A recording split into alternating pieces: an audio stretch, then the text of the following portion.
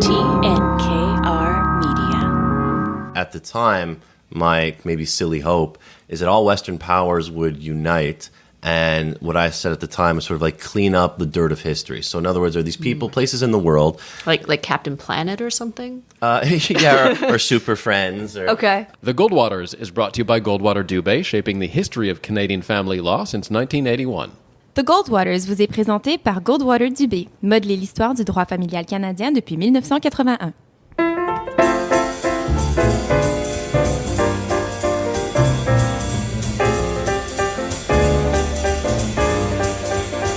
Welcome back to the Goldwaters. I am your moderator, Dan Delmar, and I'm here with Daniel Goldwater. And this episode is kind of just a journey into your neoconservative mind in your 20s. Yeah, it's like the magic school bus, like where they go through the ideological body in a little miniaturized bus. This is a bus episode, a magic school bus episode. So we're taking the school bus inside of your mind in your 20s. What made you fall into the neoconservative crowd? Yeah, no, I was just joking about that. Of course, it was put yourself in the spirit of the times. This was the great sort of shock of the spectacle of 9/11, and figures like Osama Bin Laden were public enemy number one, and this was all like really a sort of a heavy dose and rapid injection of a lot of these characters, this narrative, right, that was being presented by the jihadis that I was very much ignorant of. I mean, at that time, I was a young man. I was, I think 17 when 9/11 happened. And up until then, I mean, I don't know, the most that I thought about, say, radical Islamic terrorism was that they happened to be, stock enemies in some Hollywood movies, like doing plane hijackings or something, like movie True Lies or something, Arnold Schwarzenegger beating them up. But it always felt something kind of distant and kitschy.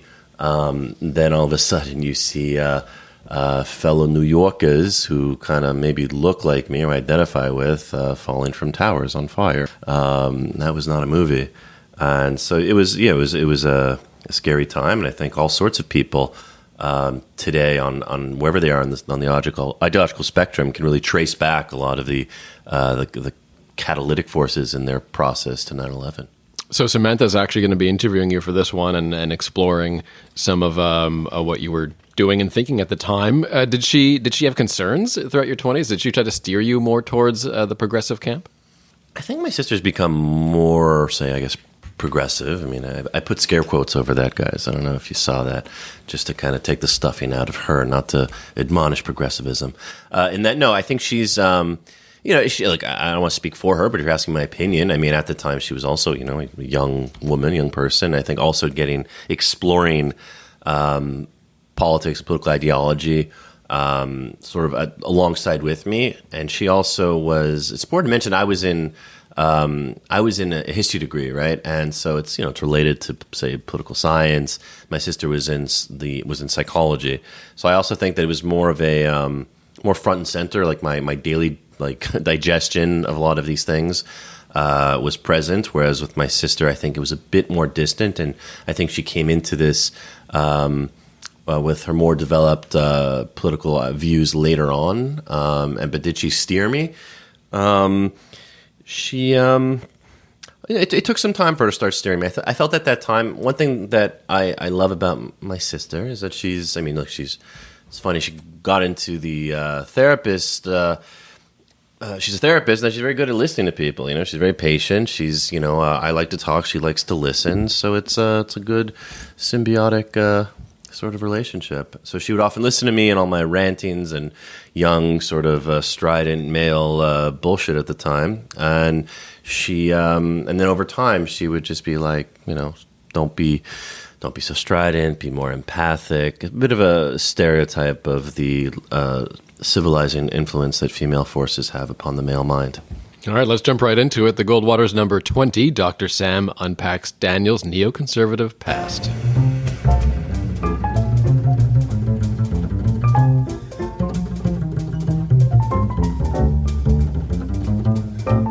Why don't we start at the beginning? So you've spoken a lot, Daniel, over the years about how your political views have changed really quite dramatically. They used to be really quite right of center, and then things have changed over the years. And you've brought it up over previous episodes. You brought it up personally with me.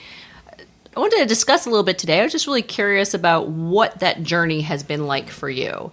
So let's start with this. How would you define yourself now? This is going to sound obnoxious, but I love obnoxious. I know that's my trade, really. I go for post-libertarian. Ooh, post-libertarian. That sounds fancy. It is fancy. So define it. Define it for us. Yeah, no, it's a conceit to try to avoid defining myself more narrowly. But so it's hard for me to find a label that really fits. I like to think of myself these days as more post-ideological. I always try to resist adhering to a structured ideology to influence all my political decisions, because I find that can lead me astray. I find that I become too ideological and I don't take the facts as they come. But that said, there's always a pattern. And I find that I'm more into socialism in terms of more as defined by Bernie Sanders. Now, it's not lock and step in every position, but I find myself much more open to notions of the welfare state and redistributive wealth principles, which is very hard to admit on the air because it's always been anathema to my political philosophy as an adult. So, well, where did your political philosophy start? So you define yourself now. So we have you kind of at the well, not the end of your journey, but the current part end of your my journey. life. The end really. of your life. Yes. The end of your life at the ripe old age of 33. So you define yourself as socialist, but you didn't used to. What did you used to define yourself as? Well, there's actually a thread that is consistent from the beginning to today in terms of socialism, but I guess I'll unpack that organically as I go. Look, I was never political really until 9/11 is the truth, and it puts me in a certain time frame because like you said, I am 33. So there's a lot of people have really spoken about that, how 9/11 really affected a big change in their philosophy and how they viewed the world. And so, yeah, go on. How did that affect you? And for me, it landed at a time when I think most people start to become politically aware. I think it occurred maybe when I was about 17, and I was in CEGEP, and then I was going into Concordia University just shortly after. So it was a kind of odd intersection, because that's when I think most people are becoming aware of these things. And yeah, so prior to that, I was just not into politics or following these things. I was very much just like at a distance kind of viewer of these things. And I think part of that too is that, the 90s has been looked back upon as they call it, the vacation from history, right? In the 90s, because the Berlin Wall had fell. I was too young to really appreciate the significance of that when that occurred. I was probably about 5 or 6 years old when that happened. Yeah. You're too concerned with Ninja Turtles at that point to be worried about the Berlin Wall. That's a whole other subject. And I digress. Yes. So, yes. So there was, yeah. So in the 90s, I was apolitical. And in the 90s, in fact, if anything I was really invested in, I wouldn't give it that name. It's too adult a name to give it. It was kind of like nihilistic. So you think in the 90s, what was popular in my world, and at that time, things like Beavis and Butthead. There was, the counterculture movement of alternative rock, like Nirvana and I guess Pearl Jam and all the people that came after, and so the 90s, if anything, was I felt defined by that sort of that sort of shrug to things, being kind of the rise of postmodernism, but all those things again, I was not conscious of all those monikers until 9/11 occurred. How 9/11 changed me was I became aware that there are what I perceive to be certain groups out there in the world who are devoted to true violent destruction of other peoples in very sort of medieval-like ways, right? It was nothing to me, just perceiving it. It's not like you needed a political science degree to understand political realism and battling between great powers. It was to me, very primitive and very present, this notion of what I perceived as sort of medievalist Islamic fascists who just want to go around and bring people back to the Stone Age. Now, I know it's interesting you say bring people back to the Stone Age. Did you feel that, when 9/11 occurred, I think a lot of people took it very personally, took it as, oh, what? There's people in the world that hate me, that hate us, that want me dead because of my views. Did you take it personally, or did you still see it as an other thing? There was a personal angle in that. I mean, I've always defined as Jewish, so I knew that we were on the hit list. It was very much sort of wrapped up in perceptions, anti-Zionism. They were part of that cocktail. But to be honest, like the first ranking concern that I had was more I saw this as an assault on American culture, which I really embraced from very young. I was really into entertainment. I was a movie nerd. And I guess like a lot of Anglophones growing up in Montreal at that time, I always had the expectation that I would leave at least Montreal and probably Canada and set up shop in the States, probably in New York. That was, I think a lot of maybe Jewish Anglophones growing up here always had that sort of idea that maybe I'll move to New York one day and where all the... Well, I remember you talking about that as a kid, you were actually surprised to find out that you weren't American. That there was some point where you had this, this great epiphany where you realized that you were actually Canadian and were, kind of devastated by that. It was shocking. Yeah, it hit me. I remember when I said, Dad, do you think the Ninja Turtles live under that sewer grate? And he's like, son, I think they live like in New York, if I'm not wrong. And I'm like, well, don't we live in New York? And he's like, no, we live in Montreal, Canada. I'm like, is that a suburb of New York? He's like, maybe. So when 9/11 happened, then you took it kind of personally and in first order as, having this affinity with Americans and feeling kind of American, and it felt like an attack in that way. And sort of secondarily, this idea that, okay, well, they're also, Jews aren't their favorites. And so I have two strikes. Yeah. So the Jew aspect was present. It was second ranking. I felt it as an assault on American culture I identified with and which I loved, but probably because I was an entertainment junkie, and all entertainment really flows out of the United States. And I still was a social liberal. I grew up we were very open on, we were pro-gay, pro-minority rights. Like we were, standard liberals, right? And just in our basic reflexes. So I guess you started off as kind of an unconscious liberal or an unintentional liberal. And then when 9/11 came along, then all of a sudden you felt this kind of threat that was going on. And then how did that start to shift your political views? Well, it made me more militant because I felt when, witnessing the spectacle of 9/11 that this is maybe a real and present danger, that everything that is what I love about America. I know there's many Americas, like people talk about American culture. Again, to me, really the proxy was probably like New York culture or some such, being again like a Northeastern, North American English-speaking Jew. That was kind of my proxy for understanding American culture. Yeah, we traveled a lot to New York. We went there almost every year in the summer. Yeah, easily twice a year. It felt like a home. And so I felt as though it was like my home was under attack. Okay. And I felt as though what really concerned me then is when I started to have more of these sort of mature conversations with peers and also reading the news more and editorials, witnessing on the left what I perceived to be this sort of anti-imperialist accommodation of alternative views. So in other words, it would be like you'd have a lot of leftists coming out at that time being very sympathetic to say not especially the explicit religious goals of radical Islam, but things would be couched in terms of, oh, this is what America deserves, because of years of imperialism, of white ethno-nationalism, and all the isms that you can throw at America. And America's chickens have come to roost. That Exactly. Somehow that this was a direct, logical, and reasonable consequence of a comeuppance. Yeah. This was a narrative out there that I perceived on the left.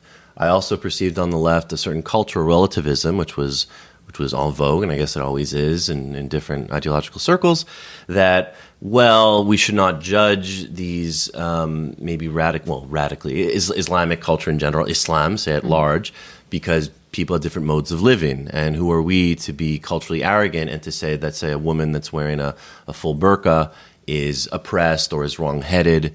That's not very enlightened of us to say that, and that we should give room to other ways of other social configurations, even if we find them anathema to our own values. That's part of what liberalism means. This was the argument being put out by certain people on the left, and I found that very frightening and confused. I said, well, at that point, like the center can't hold. Like if you're just going to look at the world and say, no matter what you perceive to be an injustice or philosophically wrong-headed, you just kind of throw up your hands and say, well, white guilt, and who are we to say?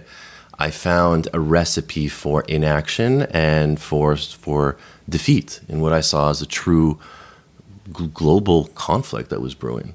So some of the liberal ideals that you had before, even though you didn't identify that way, was just this a little bit more accepting of, a little bit more accepting, a little bit more relativistic of different groups until all of a sudden there's a real threat. And it's just like, wait a minute, there's other people in the world that want to kill people like me and that want to threaten these values. Well, wait, we can't just say all values are okay. There's something else going on here. And so you started to shift more militant. And so where did you start to identify from there? Well, I should also mention that the context of Concordia University helped, I think, intensify the debate in my mind, because at that point in time, Concordia had a lot of press about its sort of confrontational politics on campus. There was a very activist left there. And also there was a large Arab population at Concordia, and there were many pro-Palestinian and sort of pro-Arab causes there.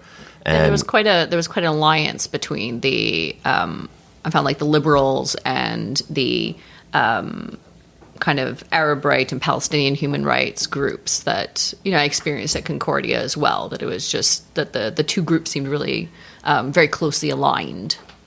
Yeah, so witnessing on campus, remember they had effigies to the martyrs on the mezzanine floor in the downtown campus. Yeah, they had a mock cemetery. I was there for that. They had a mock cemetery, and they had big signs everywhere that said "Made in Israel" and sort of big, sort of rolled out papers with lists of the martyrs. Mm-hmm. Yeah, and at that point, of course, with George Bush in office, was a bit of a caricature in many ways, sort of like the dumb American, right? Mm. And I felt as though you'd have a lot of. It's very popular to criticize him, make fun of him. Yeah, there was a big caricature, I think, around that same time of Bush with, I think, swinging a cowboy hat with his pants undone, holding the Twin Towers. Yeah, as his phallus, or his twin phalluses. His twin phalluses. Phalli. Phalli.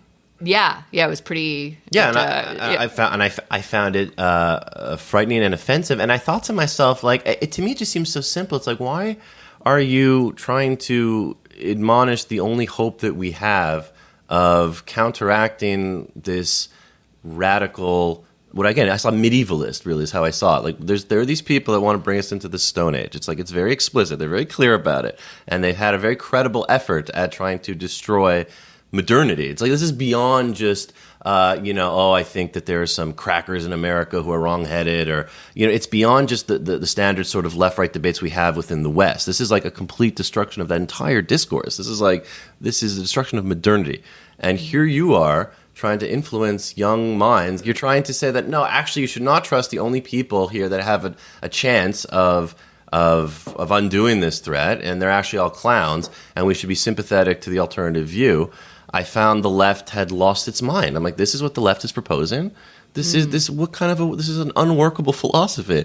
And another thing too, when it comes to white guilt, which is a big topic, and that a lot of right wing people will say the left suffers from.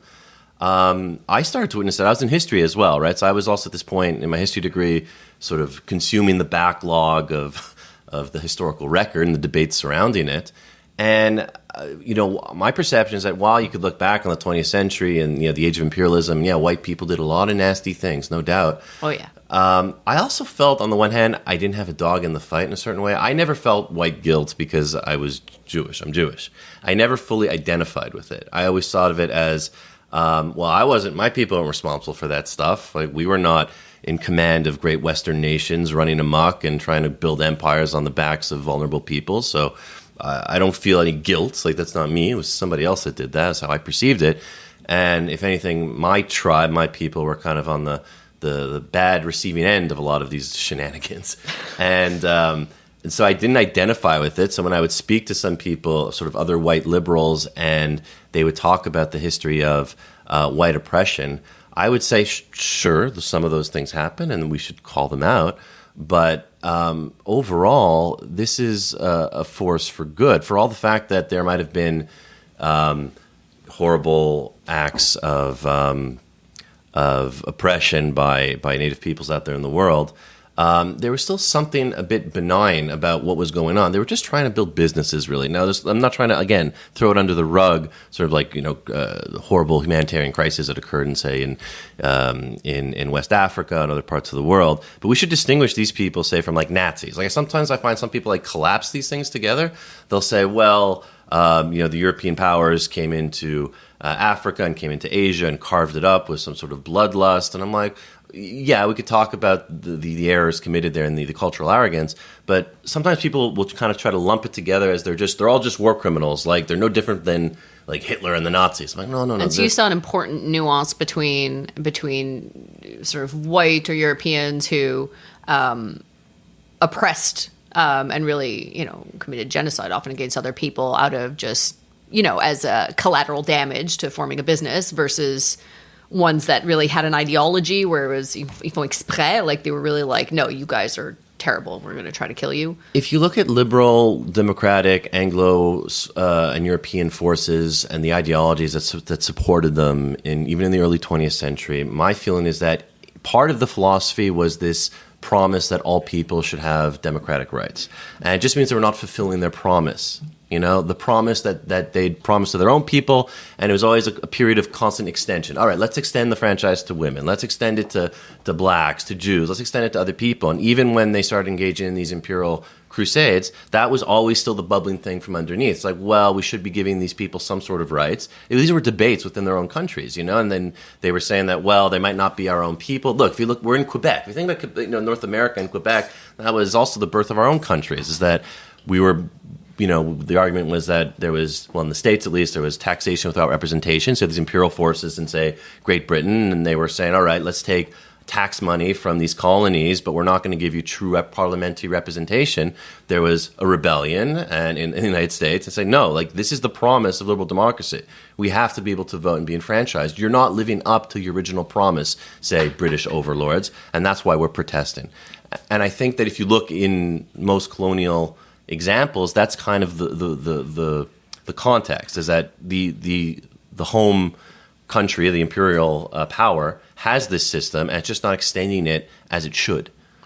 So let me see if I got this. So pre 9/11, you're sort of apolitical, you sort of default liberal but without a label. And then come 9/11, you feel this big threat coming on against modernity and sort of secondarily against Jews. And you felt like you identified with both sort of groups. And so it just, it was really quite a visceral response. And then in the context of being at, and then hearing the way that some liberals, and particularly at Concordia, your experience was that they were really defending kind of these attacks, these 9/11 attacks, and defending the Taliban and these other groups and saying, well, we kind of had it coming and it was sort of our fault because we suck. And you felt, well, no, we don't suck. We or white people, I don't really fit into this group anyway. We're actually doing their best to bring modernity, however flawed the execution was. And so that brings you to conservatism, and we should aid in the proper execution thereof. That if anything, we should be more engaged with trying to encourage American power, Western powers, to execute their power in responsible and effective ways. So you saw 9/11 almost as a call to expand the West's influence even more. Yes, in fact, I felt as though, my vision. This is also what didn't happen, ended up happening, but at the time, my maybe silly hope is that all Western powers would unite, and what I said at the time was sort of like clean up the dirt of history. So in other words, are these people, places in the world, like Captain Planet or something? or Super Friends, or okay. And they would all band together and they would look at the world and they would say, all right, there's huge swaths of this planet that are what I say like mired in history, that they're stuck in some retrograde space. Like I never saw, say, sort of, maybe you talk about medievalist sort of philosophies by radical Islam in certain parts of the Middle East. I just thought, I'm like, yeah, the West was there at one point. Like, that's just part of how history works. We all started as hunter-gatherers. We become sedentary. We discover farming. We discover then these, like, uniting religious ideas to try to organize our people. And then we exit religion with sort of colorblind democratic principles. That's how history works. Like, just... So you saw it very sequential, sort of in stages and sequential. And at the time, you thought, well, we just need to go civilize them. Yes. Okay. Which altogether, I mean, if you say that, yes, it kind of it brings out this idea of the cultural arrogance, or that's a dangerous idea to have. And I recognize it's dangerous, but let's talk about it. Let's talk about how it's to be done. But that's what you were believing at the time, and so then you started to. And let me be clear: civilized. It wasn't like let's kill them all and let God sort them out. That's not what I mean by civilized. And I thought my vision was let's dress them all in J. Crew and show them, some MTV or something, and pretty all much, will be well. yeah, defang them with the luxuries of modernity and all like the silly consumerist nonsense that we get into, which is benign and just fun and keeps us entertained. My vision at the time was that all the great powers should unite and sort of nurse the places of the world that are in need over a number of generations until they catch up with the West. That was my vision at the time. That's what I saw, perhaps foolishly looking back, as what Iraq was going to be about.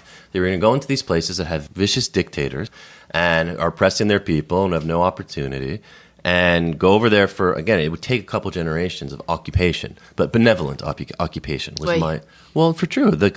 If you look at even look at the history of imperialism, I mean, I even think if you were to speak to, Indian nationalists, for all that they can have all sorts of misgivings about the British Raj and how it affected them and the lack of rights that they had, simultaneously their own leaders would acknowledge that the accelerant that it was for their own society in terms of ushering them into modernity, in terms of helping uplift the subcontinent. There's a parallel observations that can coexist. Okay, so this is something that you were really thinking at the time, that like you were hoping that 9/11 would Super friends. Super friends, yeah. Join together, super friends, and like kind of go to these, backwards, like quote backwards parts of the world and kill all the bad guys. Yeah, kill the bad guys. Kill the Hitlers. Yeah. Stick around for a while, show how awesome USA, AOK, hegemonic power. Come on, buy in, and then they'd say, "All right, we got this, modernity," and everyone would live happily ever after. Yeah, kind of. It's easy to admonish or criticize. It can sound, you make it sound like a caricature. But ultimately, if you think about, global economic capitalism and people who are free trade people, and that's part of the sympathetic notion behind this, is you want global capital. You want capital to circulate around the world so that everyone has access to it. So you could talk about it. You could sort of summarize it as, oh yeah, American hegemony and MTV. Oh boy, and that's you being satirical. But the reality is, it does have an influence. Yeah, having opportunity and capital circulate around the planet for people who hardly have access to like drinking water or can hardly get to a voting booth. I mean, can really boost people's standard of living and right. Can really affect political change.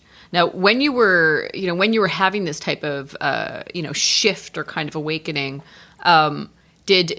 were you starting to, because for some people, Ayn Rand and stuff has really been a big influence in terms of shifting to conservatism and a very, individualistic philosophy and capitalist philosophy. Were you starting to get into those readings at the time?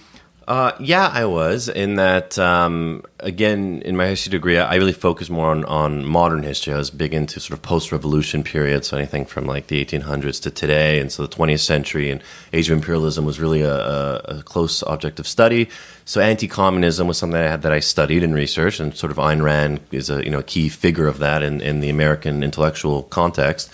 Her being having been a young girl in the Soviet Union and then came to America and wrote all these, of course, very powerful books admonishing what she perceived as the corrupt ideology of communism and socialism and the marvels of objectivism, what she called it, but of hyper-capitalism. Essentially, every man should be free to pursue property to the fullest degree, and that's what makes for a good society. And that any opposite view that tries to hinder that is sort of leading down some evil path, in fact. So she made it much more stark and much more, Manichean, kind of black and white. It was a very intense narrative that she presented that really touched a lot of right-wing people in the States. She was a huge intellectual influence in the United States, though not. Yeah, like for U.S. Speaker Paul Ryan, she was a really big influence for a lot of people there. Was she a big influence on you as well, or was she more kind of peripheral in terms of your evolution? She was an influence in that, for me, what I took from her was that there was this. That maybe she's onto something. That to say that perhaps sort of this sort of radical libertarian idea that every single dollar that the government raises, takes from you, essentially is some sort of theft that's being redistributed to other people, and perhaps unfairly. Perhaps that the people who actually create wealth are the people who are the true leaders of society, and that people That they merit it. Well, that they merit it, and that government also is just going to mismanage it. That essentially to be generally suspicious of government, that all governments, whether liberal or communist or fascist or whatever, seek their own perpetuity and their own try to justify their own existence, and that it doesn't respond to the same forces as capitalism. Capitalism is much more immediate in its consequences. If you don't sell a good product or you have a bad idea, you will crash and burn and go bankrupt quickly. The way that governments work is that you have like these 4 or 8 year certain periods where everyone gets together, and we know that that's not everyone. It's anyone who has the inclination or the access to these things who will come together and vote, and that there's a lot of cronyism, and that government in general should always be an object of suspicion. I think to this day, for any person on right or left, I think that's always a good way to look at it, and that perhaps she was onto something, that the true sort of utopic vision, say, of Marxists, which might have been some sort of socialism at the end of it, where everyone redistributes their wealth, is actually something opposite. That it's actually, it's where everyone, it's a sort of radical libertarian organization where everyone is able to pursue what they want without other people telling them, no, you have to support the other guy next to you. And she wasn't sort of, she's often misunderstood as being heartless, right? As saying, okay, well, you're not going to support your fellow man who's in need. Her view is that, of course you should, but no one should force you to do it. And that good morals are, in fact, inherent, and that people her vision, say, for the civil rights movement at the time was that the government shouldn't be forcing people to say you can't have black people in your establishment because that's a crime against liberty. You're forcing someone to do something, whereas a more noble way of doing it is that people will just agree over time to not restrict black people in their institutions. There's a people power, there's a market out there, and that good ideas rise to the top. And it's only when you interfere with these things that things kind of go haywire. So I guess, so to put it sort of, I guess socially to capitalist-wise, you had this sort of shift around 9/11 and getting more into these readings, and with your experience at Concordia, or sort of as a backlash against what you saw was going on at Concordia, then you saw this as, okay, well, these traditional kind of Western or American ideals that we need to really spread them around, that they're the more advanced one, they're the ones who have risen to the top, and we need to spread them and expose them to other people, and that through this type of competition of ideas, then people will see that this sort of smaller government, more individualistic, capitalist type of view,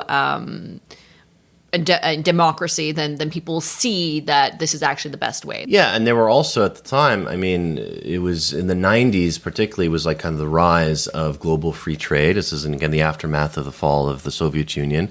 And there was a great enthusiasm, I think, on the left and right. I mean, depends how left you were, but for free trade, because the idea was that this was going to, again, raise all ships, that now people would have more access to opportunity and prosperity, and then all the other sort of social movements that kind of follow after people are economically enfranchised, right? Because once you're able, it's like, the higher Maslow's hierarchy of needs, right? Once your basic needs are cared for and you actually have some, you're able to take care of yourself, then you can afford sort of greater moral causes and more prosperity and enfranchisement for all. So at this point, so you sort of explained like where this evolution came. This was sort of this political awakening for you that started with 9/11. And at this point you were, people ask you say, I am conservative or I'm a libertarian. No, I would never say conservative. I never identified as conservative because I associate conservatism with social conservatism. And I've never been a social conservative. In other words, people who are anti-gay marriage, who are anti-abortion, or say pro-life. And people who I never associated with that strand of conservatism. I was also never a tough on crime guy, and so I could not make friends in those circles, which is what led me more to as a libertarian. I mean, that's what a libertarian, I guess, is defined, sort of like government, get out of my business. But what distinguished me, because a lot of libertarians are isolationists, foreign policy-wise, right? And you could see why, right? They're like, well, government, just leave everyone alone. And what distinguished me, and I guess that's what kind of made me a neocon, is that I also believed in a robust interventionist foreign policy. I also believe that we should be ready to act also before these things come to a head. If it's funny, think back to Iraq and everyone goes on, there were no weapons of mass destruction, what a lie, we were all cheated and what a horrible project. My vision at the time was like, should we wait for that? Is that what we should do? I was okay with the notion of preemptive war, which I understand, doctrinarily speaking, is very troublesome. But I felt at the time that we have to act sooner before these things come to a head, and that's easy to call a spade a spade. There are evil forces on this planet. There are evil governments out there, and just look at it and act, please. And I think that's what defines neoconservatism as well. I think any neocon or people outside neoconservatism would say that, the axis of evil routine, right? That there is a notion of this ready to see sort of black and white is something that does define the neoconservative. So, so you're talking a lot about 9/11, and that sort of led directly into interventions in Afghanistan, to Iraq. And you're just talking about that, at the time, going in preemptively seemed like it made sense to you, seemed like a logical thing. Now, is how things turned out in Iraq? Is that part of what shifted your view over time? Yes. Simply put, I felt as though the West did not have the intestinal fortitude to do what I thought needed to be done. In other words, you have this war going on in two theaters, right, in Afghanistan and Iraq, and people are carrying on like it's just like going shopping. There's no draft, there's no war sacrifice, and there was this notion, and I really felt still at the time, I never bought into this sort of what Rumsfeld and Bush have been pilloried for, the notion that they would just show up and everyone would be like, oh, yay, democracy, yay, like Walmart's democracy, bring them. I never had that vision. I always saw it as this is going to be a long slog. This is going to be at least 2 generations. I always use my parallel example was Japan and Germany after the war. It took, these were countries essentially did not have a democratic tradition. Let's be clear.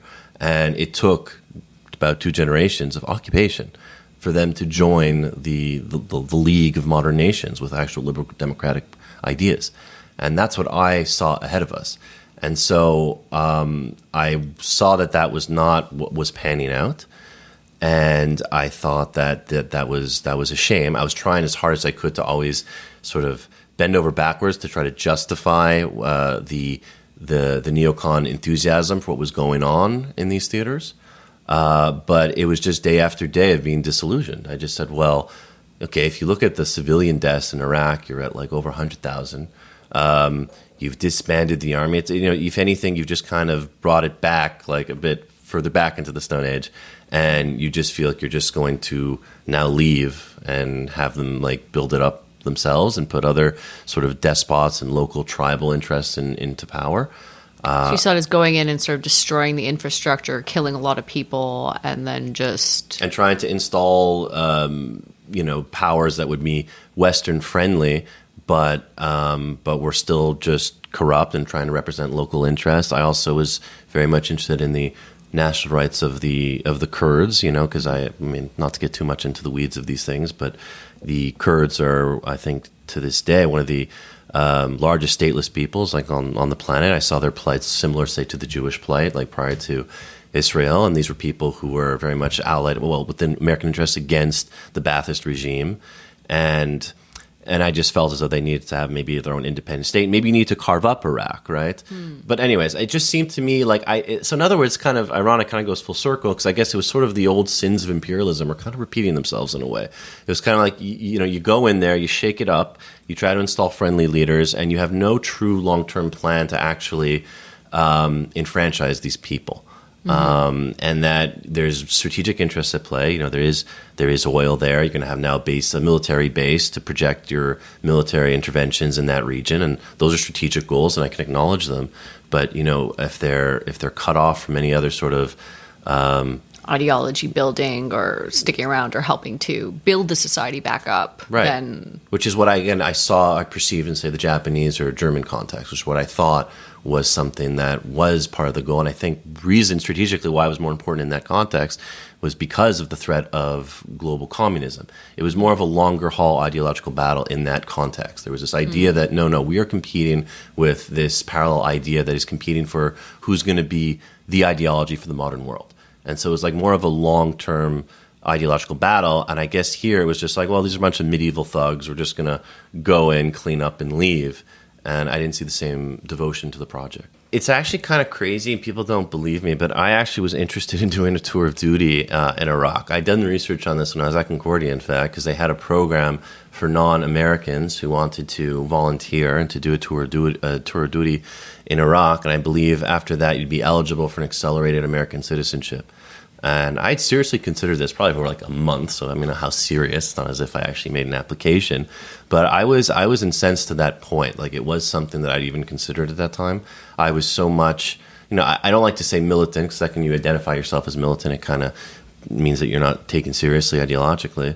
But that was just an exhibit of how strongly I felt about this, and I really saw this as sort of a clash of civilizations, to use an expression that was, of course, very much en vogue in on the right at that period, without going into the history of that expression.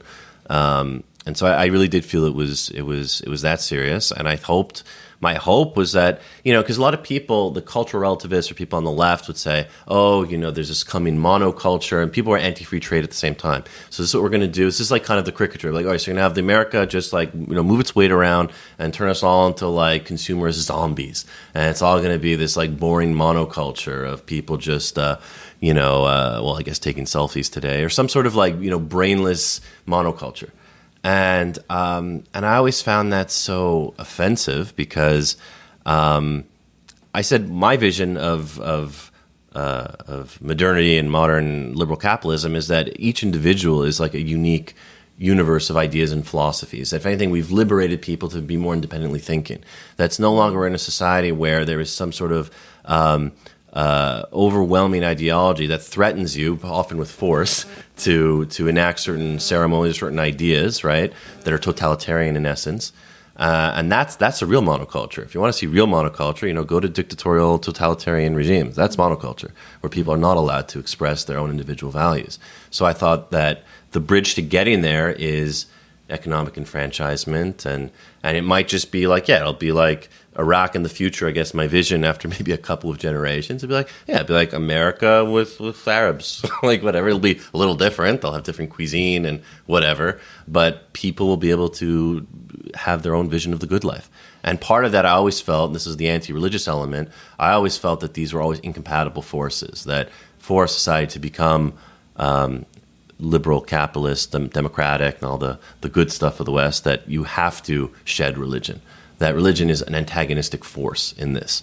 So you saw it as that the promise of, or what happened, that part of the promise of the reconstruct, the change that would happen after 9/11 would be that that there be sort of the West sort of uniting and spreading and sharing these types of ideals, and sort of casting off the shackles of religion and dictatorial regimes and sort of fascist ideologies, and then through occupation over potentially generations, then people would be kind of freed of this and be able to have more freedom to share their ideas, and some of the better ideas would rise to the top.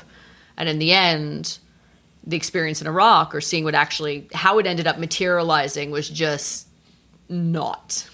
No, it was it was a great disappointment. And did you feel that people maintained the same fervor after 9/11? Because it seemed like after 9/11 that everyone was really quite united in this view.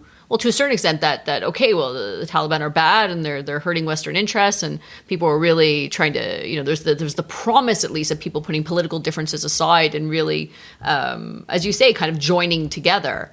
And did you feel that actually ended up materializing? Well, no, there was the coalition of the willing, right, that Bush et al. Had tried to arrange, and there were some people on that list, but many countries chose to abstain from joining that coalition, seen as a preemptive war. And I at that time had an axe to grind, in terms of France or the European powers, other powers that didn't join the coalition of the willing and preferred to kind of what I felt like is dither behind the UN and respect these silly notions of sovereignty to benefit dictators around the world. So yeah, I did see that there was a fracturing in the West, which really upset me. And I also felt that, I also want to be clear that I never saw, and this is actually kind of going back to your original point about when I defined as a socialist at the beginning of this, maybe today, and I tease at the idea that there is a socialist thread that unites me from even at the beginning of my political sort of ideological career or awakening to today, is that I still always saw things in terms of civilizational sequence, right? Hunter-gatherer, sedentary, religion, liberal capitalism, and then there's a fifth step. Now, the fifth step, just to say that, defines me almost as a Marxist. Just a basic sort of review of Marxism was just that idea that history moves in these sort of predictable, almost mathematical sequences. And what Marx was proposing is that capitalism is the stage right before socialism, this ill-defined socialist utopia. And this fourth stage of capitalism, so it's not the end. It's not the end, right? And that capitalism has all sorts of contradictions and injustices that are going to eventually collapse under their own weight, and then socialist utopia ill-defined. That was always the ideological configuration of Marx, and that's what I think socialism, to me, represents. You kind of see it in that sequence. So I did feel, for example, that America today, or say Western liberal capitalist powers, that's not the end stage of civilization. So even at that time, so even around 9/11, everything else, and you still, when you're really gung-ho capitalist and spreading sort of Western ideology, then you still had this thought that... It was fetal because this goes into the Randite sort of libertarian philosophy. I was still very much invested in this idea that all wealth is good and that redistributive wealth is an evil. I was over-invested in that view, but there were still seeds of that same idea that the American project, or the capitalist liberal democratic project, can be perfected. It's not yet perfected. So you saw this this was still a very fetal thing for you. Yes. And then seeing how things ended up, how the West kind of ended up, instead of joining together, sort of fractured after 9/11, or refractured, and that things didn't. Iraq ended up being kind of not the success that you were hoping it would be. That's probably the most generous way I can put it. That a lot of people died and infrastructure was destroyed. Quagmire. That this started to shift you over to really developing more the socialist thread. Now, was Bernie Sanders part of an influence in that too, or did this start before he came around? It started before it came around, and I think, look, Bernie wouldn't exist on the national stage in the same way as he does in our current reality if were it not for the recession, right? I mean, the recession is really the real backdrop to these things, the 2008, 2009. And was that a big influence for you as through this path? I mean, not immediately when it landed did I see the implications, but yes, in its immediate aftermath, that's when my ideology did start to shift more towards socialism. So why? What I saw at that point were I had sort of this maybe a bit of more of a blind enthusiasm about free trade and unhinged capitalism, and then I saw in the wake of the recession that these are not good stewards who are in charge. That these captains of capitalism and industry and banking, that there's crony capitalism out there that is destroying the social fabric. I saw an increasing chasm between the wealthy and the not so wealthy in Western context, right? That there was a widening chasm, a smaller middle class, and that sort of basic political analysis is never a good thing. So it's a harbinger for bad things to come. And I felt all these things were just in plain view. That once again in the aftermath of this of the recession, that you had all these funny money guys repackaging these toxic assets just to try to make a buck, and you get the insight into perverse CEO pay and how that it's completely unjustifiable. I mean, this is not my vision. Like, my vision of greed is good, and maybe Randite economic liberalism was never. So then, everyone we can have a few billionaires. Like, we can have, now we could have this cadre of oligarchs. Yay. Like, that was not what I had ever hoped for. My idea was just that everybody can just be untethered to pursue the good life and to have, and to make a good living. And when you saw through the recession, and as this was starting to further kind of awaken you, did this become, did you start to see that sort of global capitalism and free trade and some of these ideas that you were really espousing before, that this was the inevitable consequence? Well, yeah, in a sense, yes. I started to So review. first you saw it as a way to be able to really move society, move the world, in fact, forward. And this is something that the West's responsibility is to unite and spread these values through. And then seeing, well, this didn't really turn out in Iraq. That's not how things happened. And the West is kind of fractured. And then you're seeing these sort of, oligarchs almost rising, these billionaires. So you were seeing this as the inevitable consequence. Well, I think the great lesson of the Gulf War II and Afghanistan is that neoconservatism, neocons overestimated American strength. They overestimated America's ability to project its military strength around the world. There was maybe just a basic sort of operational limitation that was not truly considered. That was the lesson that I learned from that. So in terms of interventionist foreign policies, military intervention policies, I started to recognize that the American behemoth might not be as powerful as I thought in terms of doing these things. And did you think that by America kind of flexing its muscle at that point, that would shift ideas? Well, what I had hoped, shift ideas. I mean, the war for hearts and minds. Yeah, I had hoped that there would be the war for hearts and minds with guns. That this would. Well, guns. It's like saying, I know it's funny in political discussions. There's that reductio ad Hitlerium, observation that the more that you mention Hitler, the more the conversation's going off the rails. Like guns with a little Hitler mustache on them. Well, no. It's just I don't know. It's just say that to the seriously oppressed. When you're stuck in under this fiction of sovereignty, and there's some dictator that's throwing you into ghettos and is about to kill all the intellectuals and kill the gays and whatever people are on the list, and someone says oh no, we shouldn't have foreign powers come in here and save us because that would be arrogant. To me, it always seemed. I always thought that was a lack of empathy. I always thought to myself that there are.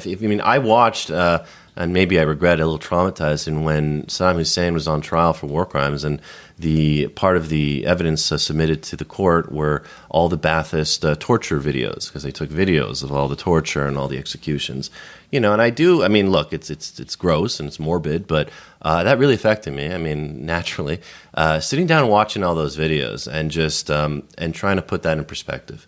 Try to say to yourself after that, oh no, should have just let them sort it out and try to negotiate. I'm no, these are acts of imaginable cruelty, and they were happening on a systemic sort of industrial level by corrupt forces. So this became a really moral kind of humanitarian thing. America or the West needs to unite to be able to go essentially kill the bad guys. And again, the bad guys are the bad guys. They're not brown people. They're not Muslim people. They're not Iraqis. The Iraqi people are the greatest victims of this oppression. It's it was never to me about.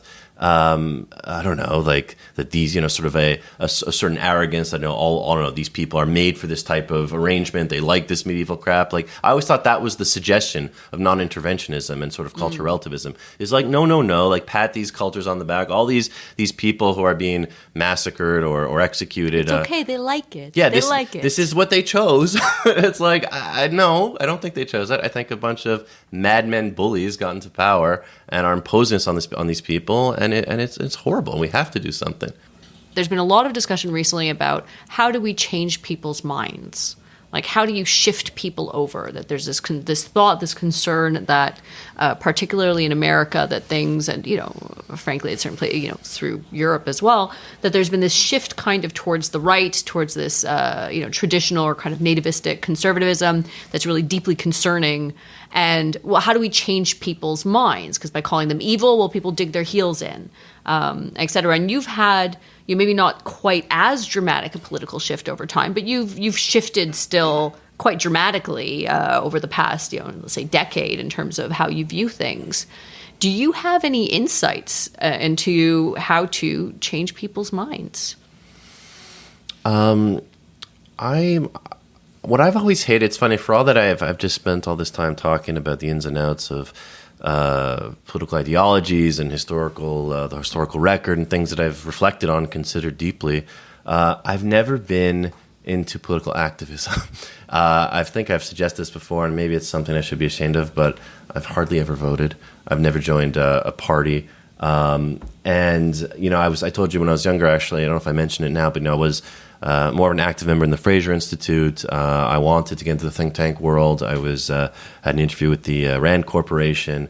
I wanted to move in those circles.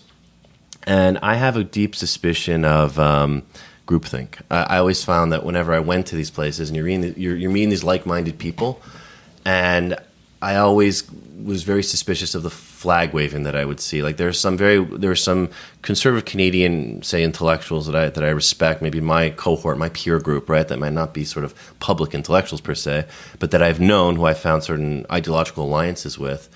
And the fact that they all kind of stick together and they all kind of get overexcited about, I don't know, this Harper conservatives at the time and what they're doing and sort of the party politics of it all, it always kind of makes me retch. Like I always feel like we're all just standing in a room together and patting each other on the back and just kind of convinced of our own ideology, and we just kind of. So in other words, I mean, it's a roundabout way of getting to. I'm always much more interested in talking to people who think very differently than I do. Like I find that much more instructive, and much more. Well, it seemed to have been your big project after Trump was elected. You really started to purge yourself of liberal media and just start to read Breitbart and start to. Yeah, I've completely changed my news diet. I read Breitbart. I read Daily Wire, which is. Ben Shapiro is like this huge rising star in the American conservative media circuit. I go to the pro-Trump Reddit forums. Yeah. And it seemed like not even as a way to, not because you were buying into these ideas necessarily, but just to really try to understand where's this stuff coming from. And as you're seeing this, and you have this sort of visceral reaction towards sort of groupthink and towards some of these categories, and having delved into a lot of the really far right-wing media, and given your journey, have you found a way or thought of a way to be able to shift people over? Well, I think it's acknowledging the grievances, starting out by, one thing that I find, with debates with mom and mom and I, we're both very anti-Trump, right? But what I find exhausting sometimes with my mom, we have these discussions is that I find she gets so wrapped up in the passion of it all that there's no maybe fair unpacking of the grievances that led to this, that led to Trump. Like, let's talk about the white working class in America in rural communities and how they've been completely hollowed out and disregarded and seen as a bunch of white privileged crackers that should not be part of our sensitive sort of liberal attention. And I say, let's pay attention to their grievances. They might have grievances. Maybe the solutions they're coming up with, I think, are ridiculous. But if you're just going to say, like, all the people who voted for Trump are redneck idiots, I think that's just not true. I just don't think it's true. And I think that you're just limiting your own intellect and political consideration if you're just going to see it that way. You're not going to go in and listen carefully to what these people are saying. And it's interesting because it seems like it almost came full circle from 9/11, where it was this view that these people, the people that committed these crimes are evil, and there's no, the left is trying to understand their motives or say that the West had it coming, and that's just absolutely absurd, and these are just evil, sort of primitive people that are doing this. And then this sort of gradual shift to now where you're saying that even though you think that Trump's election was evil and he's doing these awful things, that, we can't call people evil, and that we have to really try to understand their grievances and where they're coming from and actively engage. Well, because one thing that I maybe it's part of the news diet I've been on, but I did already have a sensitivity to it is, liberal elitism, right? That's something that they decry often, right? It's sort of like if you have a countervailing, counter-liberal thought, and God, heaven help you if you're a white male, someone will say like, oh, well, you have no right to say that. You benefit from white privilege, and you're a man, and so you can't really speak about grievance. And people, and on that side, they're saying, well, who the fuck are you? Like that is so arrogant and dismissive. I have grievances, and there's some sort of reverse racism at play too, but.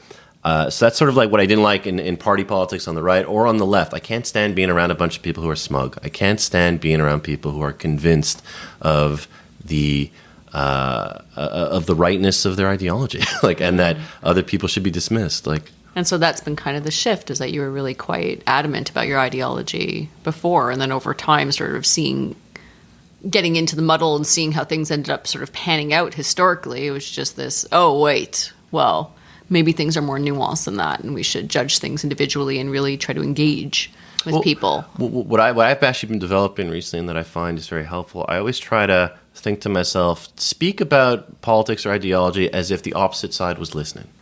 You know, I find that's very helpful. So don't speak presuming that the audience agrees with you, because that's just it's a useless endeavor, and it's not going to be convincing.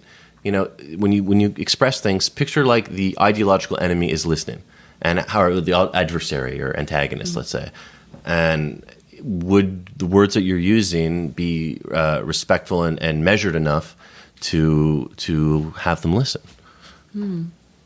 That's really interesting. Well, thank you, Daniel. I appreciate you sharing kind of this this journey that you've been through, and it seems to have come kind of, sort of done this real shift towards, all right, well, if we really want to change people's minds, if we want to better the world, however that is, then we really need to engage with people and engage with their grievances and try to understand their reasons and their motives, and have a little bit of flexibility in terms of how we move these things forward, and maybe seeing things categorically bad and good and evil and not evil. You think that there still are ways of being able to gauge, right and wrong, but that seeing things totally in those black and white terms is actually counterproductive.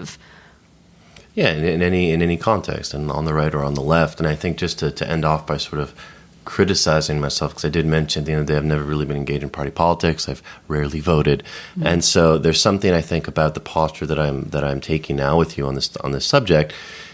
Sometimes I worry that it's also just a recipe for sort of armchair politics. It's a recipe for being a dilettante, because I don't feel, passionate enough to join a group of like-minded people. I always have this great suspicion that will lead me astray, and that and so I've always been kind of at arm's length from actual political activism or political engagement because of that. Like whenever I look at any political party, I don't know, I just try to see the warts and all, and maybe it's some sort of ideological purity in me. Maybe it's like a fault of mine. I'm just like, I don't want to be on a team because with a bunch of other people, again, convinced of the rightness of what they're going to propose to people, and just be in this echo chamber. And so let me make a suggestion. Maybe we'll talk about this more after and end with this. But Goldwaters of the world, unite.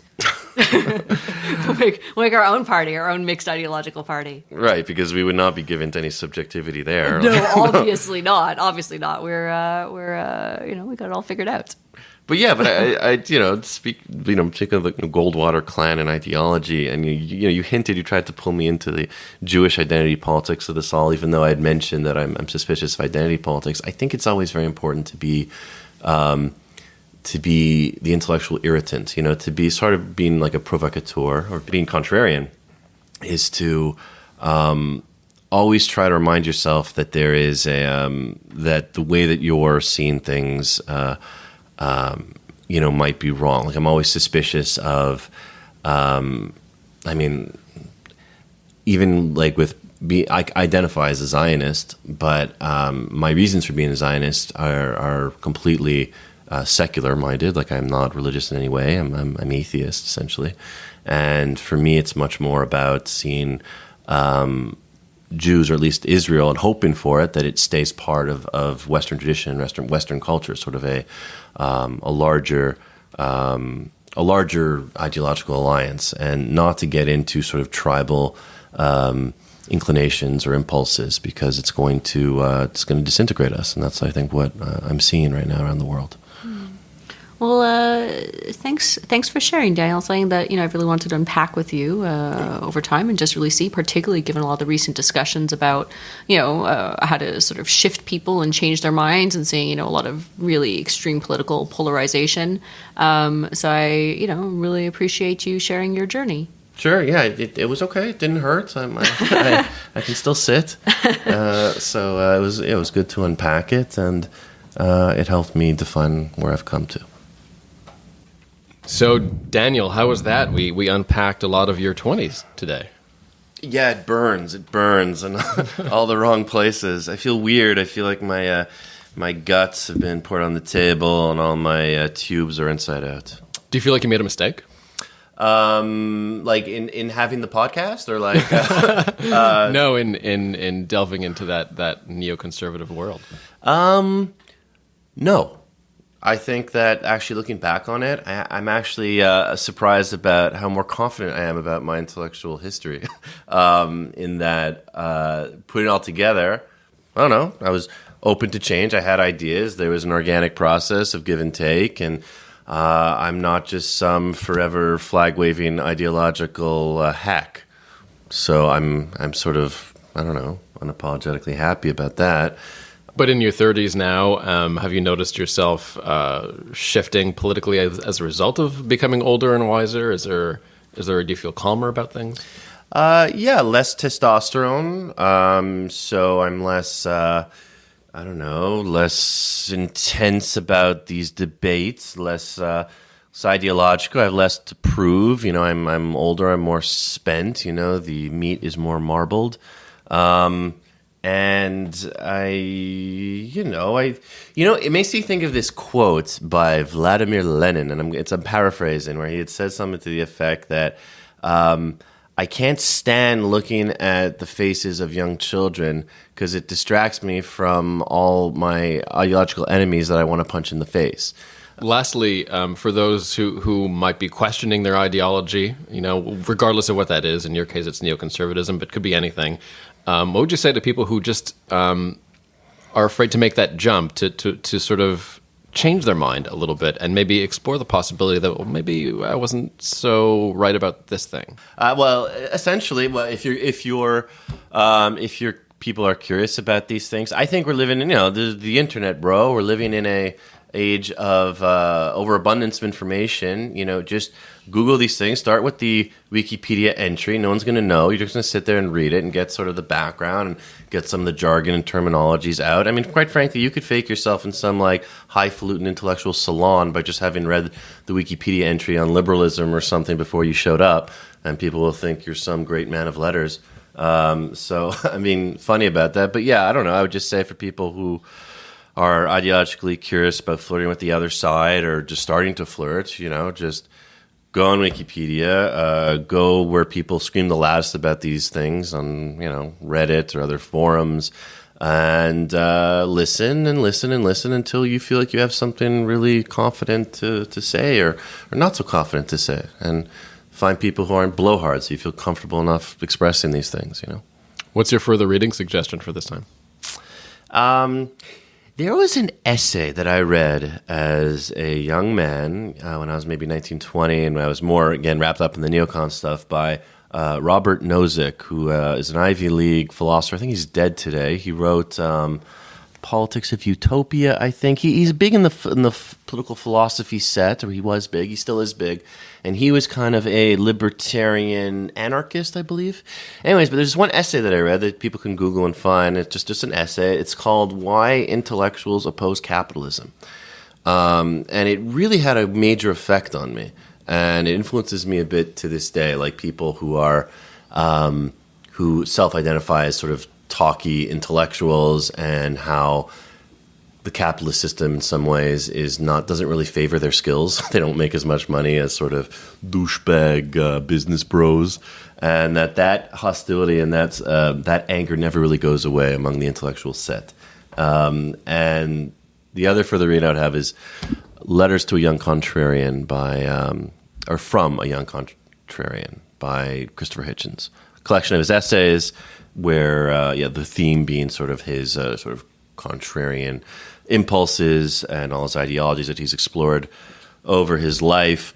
That also had a great influence on me. And again, the importance of being provocative, the importance of always sort of questioning the prevailing ideology, and to not be afraid to explore ideologies, and and to do it with a little bit of charm and wit and live life like a work of art. These are fun things. And that's it for the show today. Join us next time on The Goldwaters. You can listen to past episodes at thegoldwaters.ca. Join the conversation on Facebook or Twitter, #TheGoldwaters. And we're looking to hear from you as well. Drop us a line at talk@thegoldwaters.ca. I'm your moderator, Dan Delmar. Thanks again, Daniel. Thanks, Dan.